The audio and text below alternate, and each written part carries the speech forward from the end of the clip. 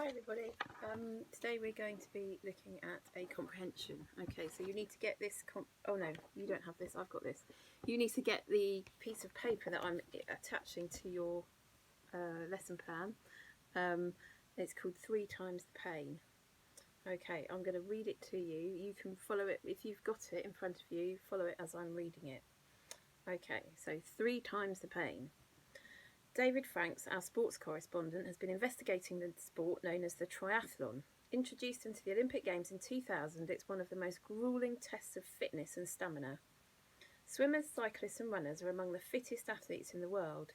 Each sport demands vigorous training, a controlled diet and plenty of stamina and determination. So, just imagine, in one race you have to swim, cycle and run without stopping. Well, that's what triathletes do. The race begins with a 1.5 kilometre swim. You are not in a warm swimming pool sheltered from the wind, rain or soaring temperatures. This is in open water, a freezing lake or across a harbour. After swimming, no time to get dry, you have to be ready to cycle 40 kilometres. This is not in a flat indoor velodrome, but on the open road with all its climbs, twists, turns and weather. After getting off your bicycle, if you can manage that, there's still the 10-kilometre run to complete.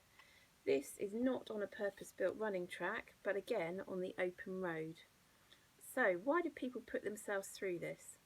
One young triathlete, Luke Reed, told me, "For me, it's all about the challenge. If you get into this sport, you're probably good at one of the disciplines, but not so good at the others. You have to train hard at all 3. It's no good being the fastest swimmer if you can't cycle very fast. It's no good being great at the 10-kilometre run if you climb out of the water way behind the others. It's keeping the 3 things going and always trying to get better." Do you think a triathlon is for you?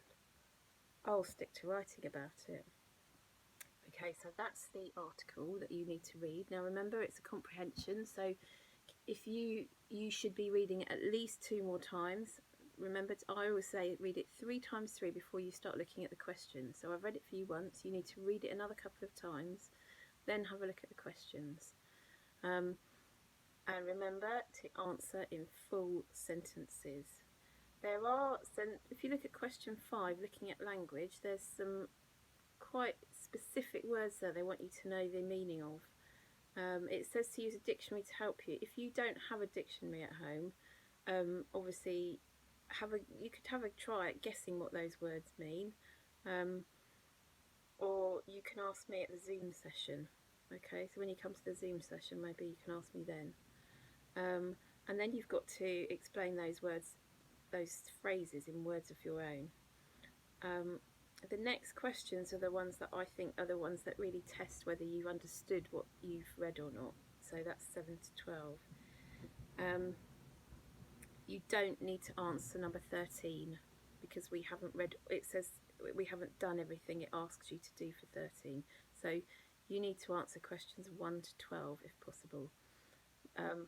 So, firstly, read the article again a couple of times, then read your questions and then use your highlighter to go through the article if you need to highlight the bits that are going to help you to answer those questions, and then you can start writing in full sentences.